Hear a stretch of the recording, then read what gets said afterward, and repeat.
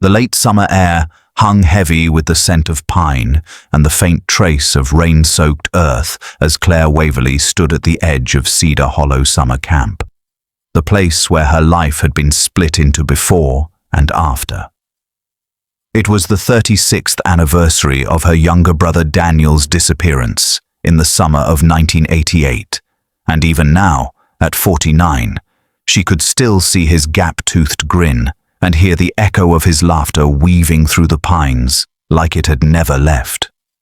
Time had not dulled the sharp edge of that day, only buried it beneath layers of unanswered questions and hollow reassurances.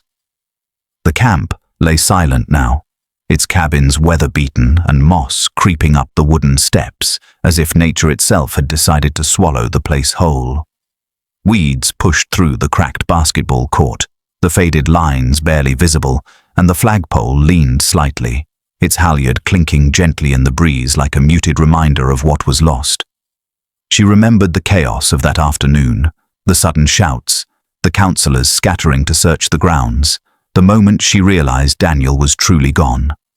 That day had settled over her life like a permanent shadow, following her through every milestone, every holiday, every quiet night, where her mind wandered back to the what-ifs. In the years since, she had left this town more times than she could count, trying to outrun the weight of Cedar Hollow's secrets. But something always drew her back.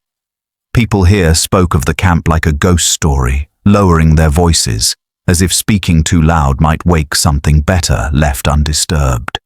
Her mother had died still believing Daniel was alive somewhere, and her father, long gone now, had slipped into silence years before his death, unable to bear the constant ache. Standing there, Claire felt as though she could almost reach through time and pull her younger self out of the fog of that day, tell her not to look away from the lake, not to lose sight of the boy in the red windbreaker. She closed her eyes and inhaled deeply, the air thick with the same damp wood smell that had clung to Daniel's hair after swimming. The years between then and now felt like an unfinished book, the ending ripped away, leaving her stranded in a story that refused to resolve. Somewhere beneath the weight of 36 years, a stubborn ember of hope still burned, small but unyielding, and she held onto it like a lifeline. That hope was why she had returned, why her feet had carried her down the gravel road that crunched underfoot, past the weathered sign where the paint had long since peeled away. The camp was empty, but Claire could feel the presence of the past in every rustle of leaves and every creak of rotting wood, as if the land itself remembered. She knew this visit was not just a ritual of grief, but the beginning of something else entirely, though she could not yet name it. Somewhere in the silence, she felt the faintest stirrings of a truth long buried.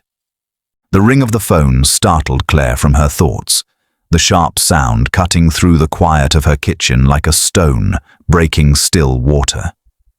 She had been staring absently out the window at the late afternoon light filtering through the maple trees, her mind still lingering on the haunting stillness of Cedar Hollow.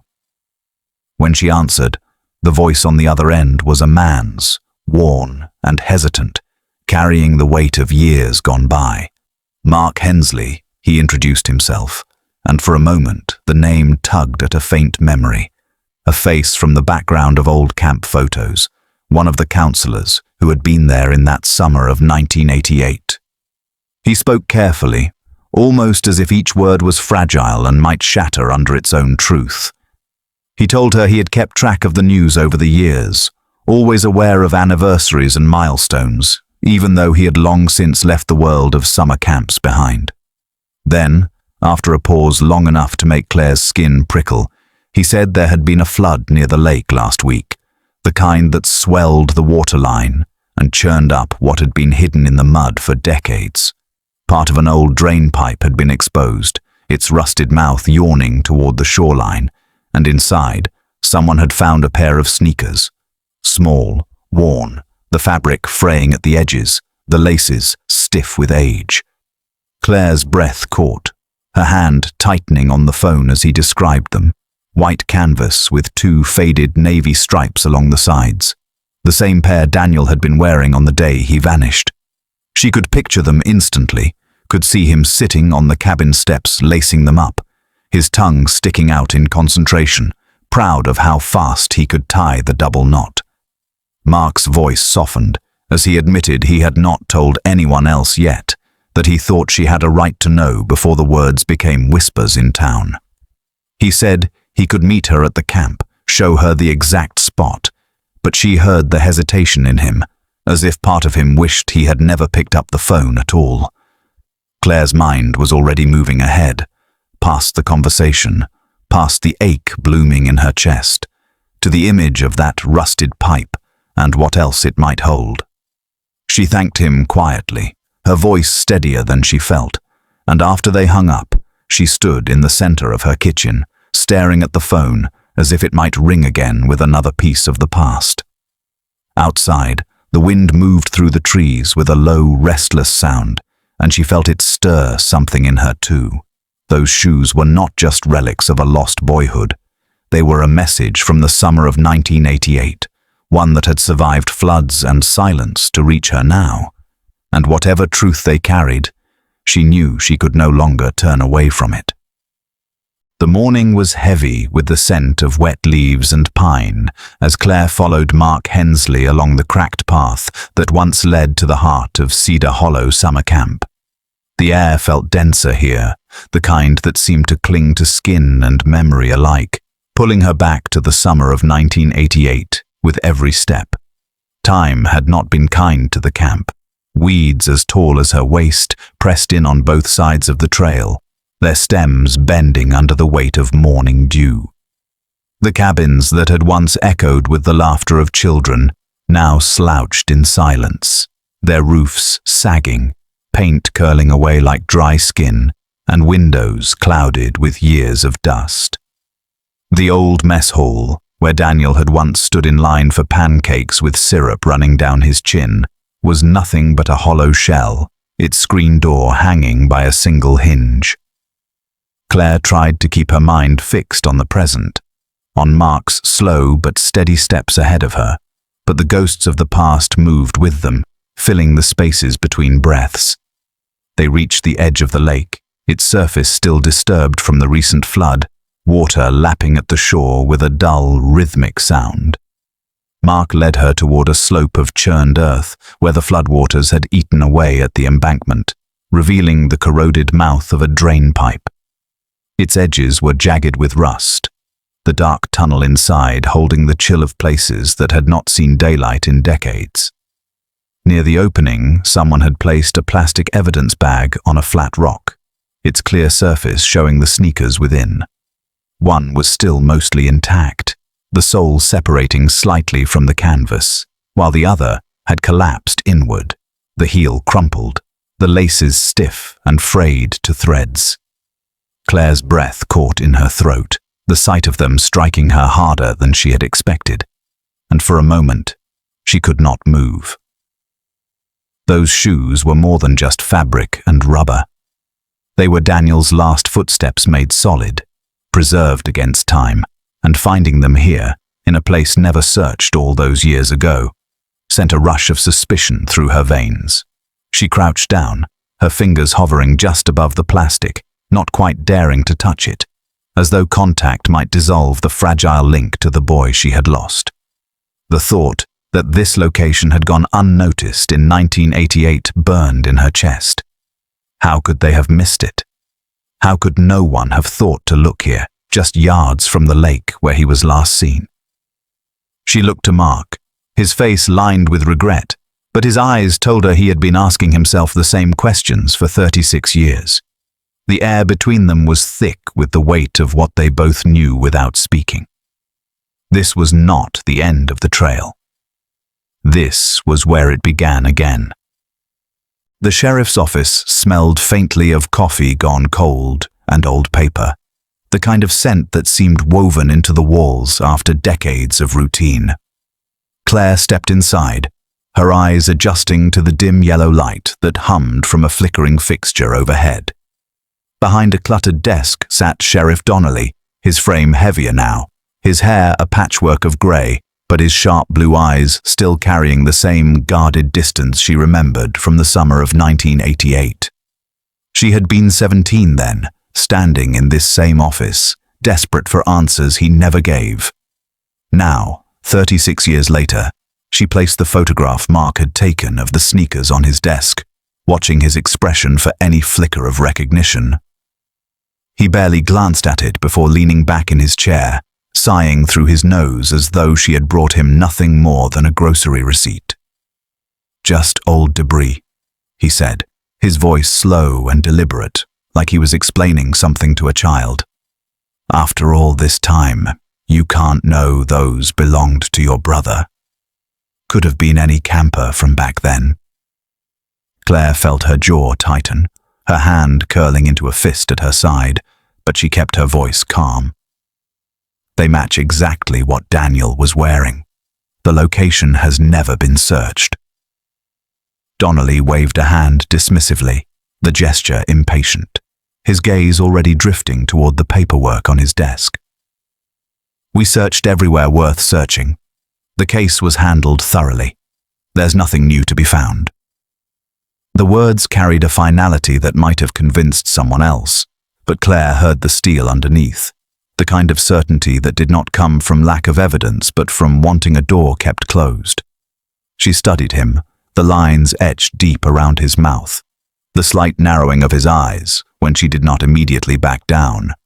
There was defensiveness there, a subtle tightening, as if her persistence was not just unwelcome, but dangerous. "Sheriff, with respect, that drain pipe was barely yards from the lake. How could it be overlooked?" she asked. His fingers drummed once on the desk, then stopped. "Sometimes nature hides things. Sometimes people get lost and there's nothing anyone can do," he said, his voice lower now, each word weighed down. Claire recognized the tone, the same one he had used years ago when he wanted a conversation to end without offering anything useful. She could almost hear the unspoken message beneath it. "Stop digging." She stood there a moment longer, the silence stretching between them like a taut wire, before finally gathering the photo and sliding it back into her bag. As she turned to leave, she caught his reflection in the glass pane of the door, his eyes fixed on her with an expression she could not quite name. It was not pity. It was not annoyance. It was something colder, something that made the hairs on her arms rise. Outside, the afternoon sun felt harsher, but Claire's resolve only sharpened. If Donnelly was not going to help, she would find the truth without him. The diner was nearly empty when Claire slid into a corner booth, the vinyl seat creaking under her weight. Across from her sat Erin Calloway, a woman she had not seen since the summer of 1988, though the years had only softened her features slightly.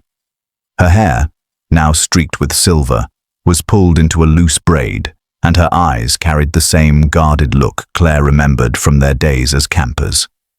They spoke quietly at first, skimming over polite questions about work and family, but it did not take long for the conversation to drift toward the reason they were both there.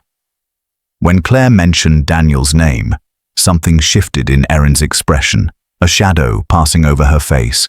She hesitated, glancing out the window as if checking to see who might be listening, then leaned forward, lowering her voice. She told Claire she had never been able to forget the way Rick Latham, the head counselor, had acted that day. According to Erin, just before Daniel disappeared, Rick had sent him to fetch something from the old tool shed near the maintenance trail. She could still remember Daniel's confused expression as he walked away, the handle of his red windbreaker swinging with each step. The detail struck Claire like a sudden drop in temperature, because it had never been in the official report, never once mentioned by law enforcement or witnesses. When she asked why Erin had kept it to herself all these years, Erin's shoulders slumped, and her voice dropped to a whisper. She said her parents had told her not to get involved, that it was not her place, and that speaking out could only bring trouble to their family. She had been 12 at the time, too young to push back, too frightened to question the authority of adults who told her to stay quiet. Still, she admitted that the memory had stayed with her, surfacing in dreams and moments when she least expected it. Claire listened, a cold knot forming in her stomach. The image of Daniel being sent toward the tool shed and never coming back would not leave her mind. She wondered how many other details had been buried under silence, how many truths had been lost to fear and the weight of small-town pressure. Erin reached for her coffee, her hands trembling slightly, and said she had always felt guilty for not saying something sooner. Claire assured her it was not too late, that every piece of information mattered, especially now. But as they sat there, the clink of dishes and the low hum of conversation around them, Claire could not shake the feeling that this was more than just a long-forgotten memory. It was a thread, and if she pulled hard enough, it might unravel the version of events the town had accepted for 36 years. And in that quiet booth, with the late afternoon sun casting stripes of light across the table, Claire knew she had just been handed something far more valuable than she had dared to hope for. The storage shed sat at the far edge of the campgrounds, half swallowed by weeds and shadow, its corrugated metal roof sagging under decades of neglect. Claire followed Mark through the overgrown path, her boots crunching over twigs and damp pine needles, the air thick with the musty scent of rot. The door hung crooked on its hinges, rust streaking the frame like old blood, and when Mark pushed it open, the hinges groaned in protest. Inside, the air was stale, heavy with dust and the faint tang of mildew. Broken shelves lined the walls, their contents collapsed in piles of warped wood, mold-speckled life jackets, and dented lanterns. Claire's eyes swept the dim space, and that was when she saw it, tucked into the corner, as though it had been deliberately hidden from view. A steel cabinet, its paint flaking in wide patches, a strip of faded masking tape across the front scrawled with the words "Lost and Found." The lock was rusted but still intact, the metal cool under her fingertips. She turned to Mark, the weight of unspoken urgency passing between them, and without a word, he stepped outside and returned moments later with a crowbar. The sound of the metal bar biting into the seam was sharp and jarring in the stillness, each pull and grunt echoing through the hollow shed, until finally the lock gave way with a snapping crack. As the door swung open, the scent of damp fabric and rust rolled out, and Claire's gaze landed immediately on the object resting on the top shelf, a small, water-damaged backpack, the fabric stiff with age. She pulled it down carefully, her breath catching when she recognized the faded blue color and the fraying strap Daniel had chewed on absent-mindedly during campfires in the summer of 1988. Unzipping it, she found a flashlight with corroded batteries, the plastic casing cracked but still faintly marked with Daniel's initials scratched into the side. Beneath it lay a torn Cedar Hollow camp t-shirt, its once bright green dulled to a muted olive, and at the bottom, a metal whistle, tarnished but unmistakably the same one he had clipped to his belt loop that last day. Her hands trembled as she lifted each item, memories pressing in with almost physical force. None of this had ever been in the evidence logs she had pored over for years, none of it ever mentioned by the sheriff or the investigators. Mark's brow furrowed as he looked over her shoulder, and she could see the same thought forming in his mind. These had been hidden, deliberately kept away from prying eyes. Claire placed the items back into the backpack with deliberate care, feeling the hollow weight of the mystery settle heavier on her shoulders. Someone had known these things were here, and for 36 years, they had chosen silence. As she stepped out of the shed into the cool air, clutching the backpack to her chest, Claire knew the truth was no longer just lost. It had been locked away. The sheriff's office felt colder this time, the stale air pressing in as Claire set the backpack on Donnelly's desk, the zipper partially open so the contents were visible. She watched his eyes move over the flashlight, the torn camp t-shirt, the metal whistle, waiting for a reaction that never came. He leaned back in his chair, folding his arms across his chest, and gave a dismissive shake of his head. "Misplaced belongings," he said flatly, his voice stripped of any curiosity. "After all these years, things turn up in strange places. Doesn't mean they're connected to your brother." The words fell between them like a door slamming shut. Claire felt the slow burn of frustration rise in her chest, but she knew pushing him now would be useless. She gathered the items back into the backpack, her movements sharp and deliberate, and left without another word.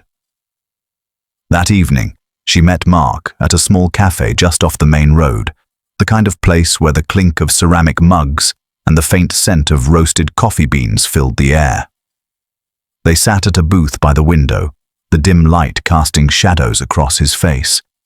For a long while, neither of them spoke, the silence stretching as if they were both circling the same unspoken thought. Finally, Mark cleared his throat and leaned forward, his voice low. He told her there was something he had never shared, something from the week after Daniel disappeared in the summer of 1988. One night, while walking back from the staff cabins, he had overheard two counselors arguing in hushed but heated voices near the maintenance shed. They kept repeating the same phrase, closing the floodgate, as if it were urgent, like something that had to be done before anyone found out. Mark said he had seen the glow of their flashlights moving toward the lake afterward, and though he could not see their faces clearly, he remembered the sound of their boots on the wet ground, the way they lingered near the drainage area before finally walking away.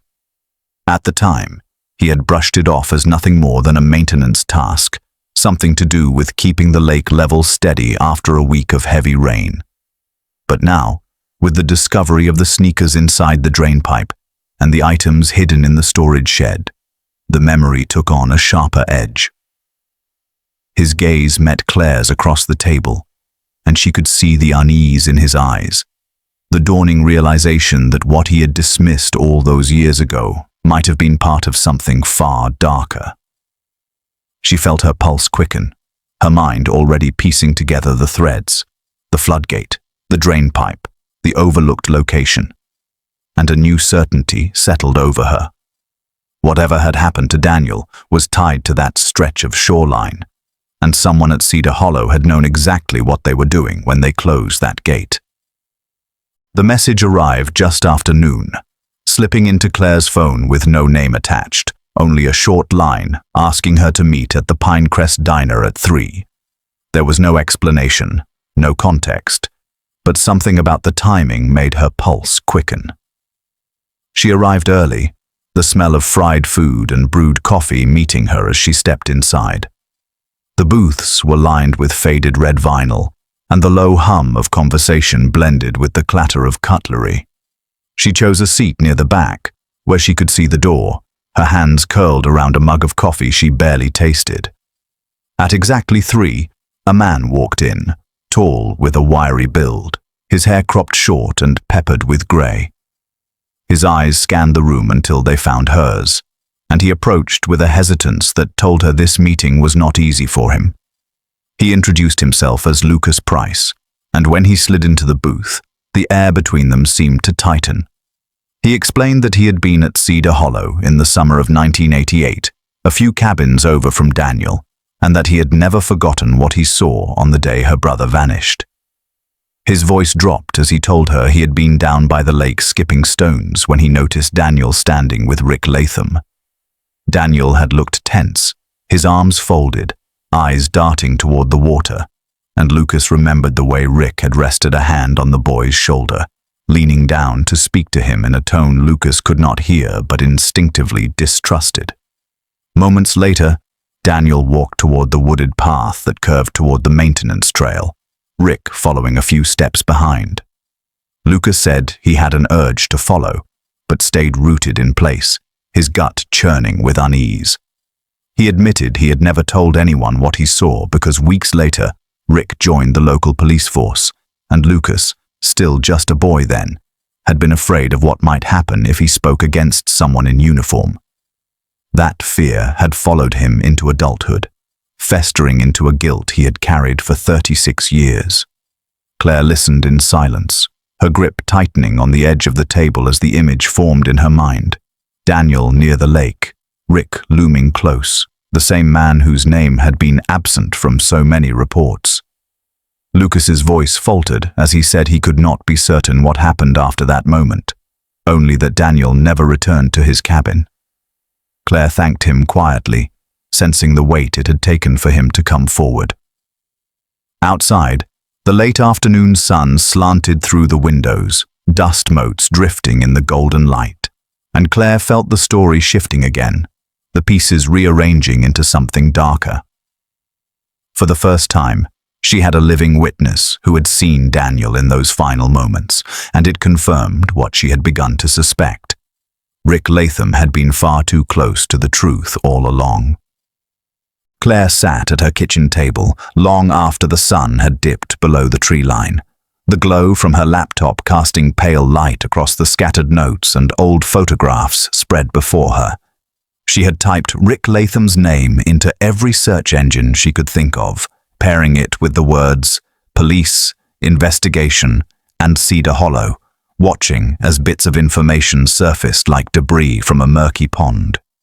Most of it was fragmented, scattered mentions in local archives, blurry photographs from charity events, and one formal headshot from when he first joined the force in the early 90s. Then she found it, buried in the digital archives of a regional newspaper from 1995. A brief, almost dismissive article noting his resignation from the police department after what was described as an internal misconduct investigation. There were no details, no charges listed, only a line stating that the matter had been reviewed and closed without further action. Claire leaned back in her chair, her mind ticking through possibilities. An investigation that disappeared so neatly, without explanation, smelled of something deliberate. She began digging deeper, tracing connections between names she recognized from the old case file and those tied to the sheriff's department during that period. The trail led her to the uncomfortable realization that two of Rick's closest relatives had held positions in local law enforcement at the time, one in administrative oversight, the other in patrol supervision. The more she read, the more she felt the familiar tightening in her chest, that sensation she always got when a puzzle piece seemed to fit in place.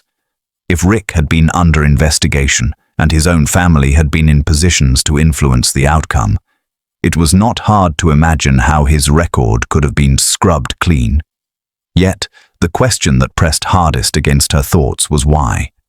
Why protect him? Was it loyalty to family, fear of scandal, or something darker connected to that summer of 1988? She searched court dockets, disciplinary reports, and union records, but each time she came close to finding something concrete, the trail stopped abruptly, as if it had been intentionally severed. Hours passed without her noticing, the coffee in her mug going cold as she followed each lead to another dead end. Outside, the night deepened, crickets filling the air with their steady rhythm. She stared at Rick's police headshot again, the confident set of his jaw, the faint smirk, as if he knew something others did not. It was the same expression she imagined he might have worn that day by the lake with Daniel. Closing her laptop, Claire felt the quiet resolve harden within her. Someone had buried the truth about Rick Latham, but truths, like bones, had a way of surfacing when the ground shifted, and she was ready to start digging until every last piece was unearthed. The county records office was quiet, except for the soft hum of the fluorescent lights and the faint scratch of a pen from a clerk working behind the counter. Claire signed her name on the visitor log, her handwriting steady despite the quickening of her pulse, and followed the clerk to a long wooden table stacked with grey archival boxes. Each box held folders thick with yellowed paper, the kind that released a faint musty scent when opened, a smell like rain-soaked newsprint. She began with the weather logs, her fingers brushing over handwritten entries from the summer of 1988. The ink faded, but still legible. 2 days before Daniel vanished, the records showed a series of heavy storms, the kind that swelled rivers and turned soil to mud. The rainfall totals were circled in red pencil, as though someone had once found them significant. Moving next to the maintenance logs for Cedar Hollow, she traced each entry carefully, noting that the camp's floodgate had been marked as partially open the day before Daniel disappeared. The notation was brief, almost casual, as if it were a routine adjustment rather than something worth concern. She flipped to the next folder, expecting to find the corresponding entry for the day after Daniel went missing, but the file skipped ahead, jumping directly to 2 days later. The page she was looking for simply was not there. She checked the folder twice, then a third time, her stomach tightening.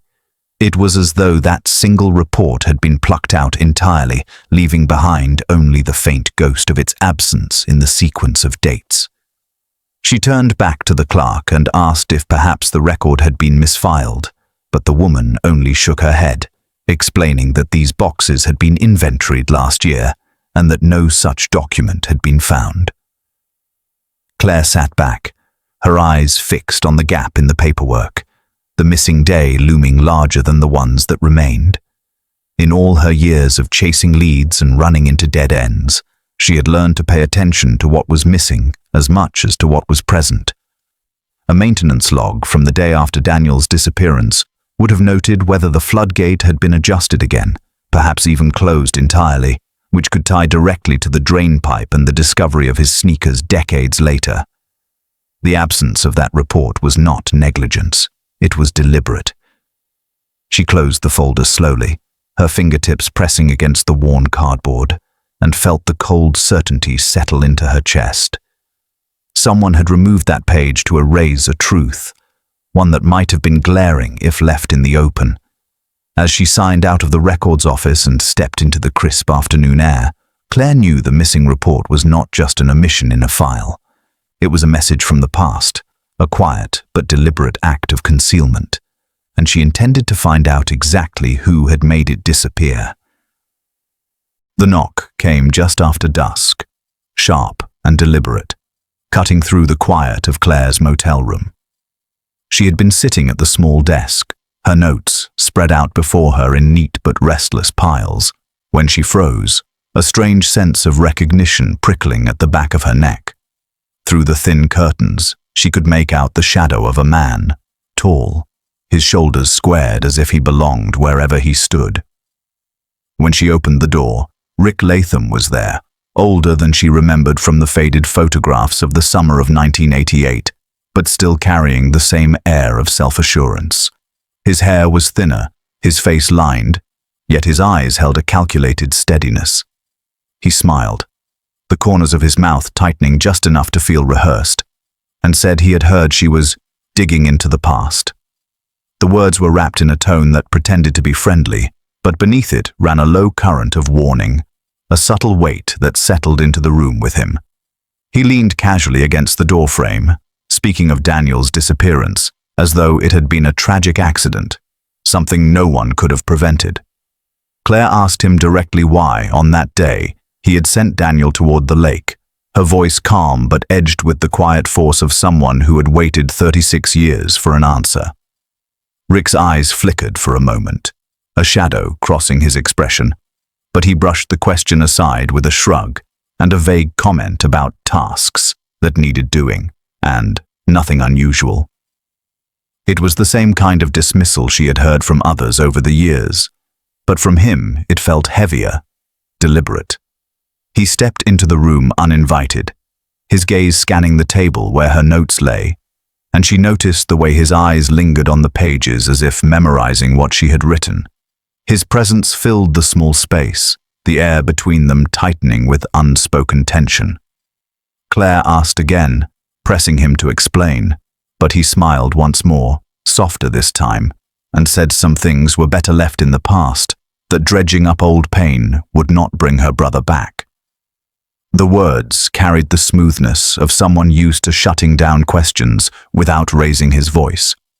She watched him carefully, noting the way he avoided looking directly at her when she mentioned the floodgate, the drain pipe, and the newly found sneakers. He made no move to deny he had been near the lake that day, only repeating that it had been just another afternoon, until everything went wrong.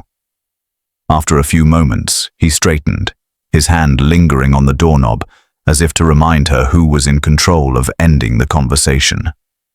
With a parting remark about hoping she would find peace, he stepped out into the dim parking lot, the sound of his footsteps fading into the hum of distant traffic. Claire closed the door slowly, the silence settling in heavy and certain. Whatever Rick Latham knew, he had no intention of giving it up willingly. The rain had been falling steadily all morning, drumming against the thin roof of Claire's motel room when a knock came at the door. She opened it to find Mark standing there, his jacket damp, a worn manila envelope tucked under his arm. Without a word, he stepped inside and set the envelope on the small table by the window, glancing toward the bed piled with her notes. He told her he had been sorting through boxes in his attic the night before when he found something he thought she needed to see. Claire slid the contents out carefully, revealing a folded camp map, the paper yellowed and soft at the edges from years of handling. It was one of the originals from Cedar Hollow, marked with the familiar layout of cabins, trails, and activity areas. Her eyes traced the printed lines, the shapes of buildings she had once known so well, before they caught on something in the far margin. There, faint but legible, was a penciled note in uneven handwriting. It read, "Old drain access," with a small arrow drawn toward the lake's northern shoreline. The pencil mark was smudged, but still distinct enough to stand out against the faded green and brown of the map. Claire's mind moved quickly, overlaying the arrow's path with her memory of the shoreline and the place where the sneakers had been found. It matched exactly. She felt a shiver run through her, remembering Lucas's quiet words in the diner about seeing Daniel by the lake with Rick Latham, the direction they had walked, and how Daniel had seemed uneasy. The spot on the map was not an obvious location, tucked away from the main trails and hidden by the natural curve of the shore, making it the kind of place you would only know about if you had reason to go there. She asked Mark if he remembered who might have written the note, but he shook his head, explaining that maps were often passed between counselors during the summer of 1988, and it could have been anyone who worked maintenance or had knowledge of the camp's older structures. Still, his voice held a trace of unease, as though part of him feared they were closing in on something that had been meant to stay hidden. Claire folded the map carefully, her fingers lingering on the penciled arrow, the image of that drain pipe coming back to her with unwelcome clarity. The map was more than a scrap of paper. It was a deliberate record of a place someone had known well enough to mark, a place that now sat at the center of every lead she had uncovered. As Mark left, the envelope once again under her arm, Claire felt the edges of the mystery sharpen. The path to the truth was narrowing, and with each new piece, she was drawing closer to the moment when there would be no more room for coincidence. The morning air was crisp, carrying the scent of damp earth and pine as Claire stood on the uneven shoreline, watching the small group of local volunteers gather their gear. She had called in every favor she could think of, reaching out to those in town who remembered Daniel and to younger faces who had only heard the story whispered over the years. The recent rains had lowered the waterline just enough to expose more of the ground around the drain pipe, its rusted opening gaping like the mouth of something long asleep. Kneeling in the mud, one of the volunteers reached an arm deep into the sediment, his gloved fingers disappearing into the dark.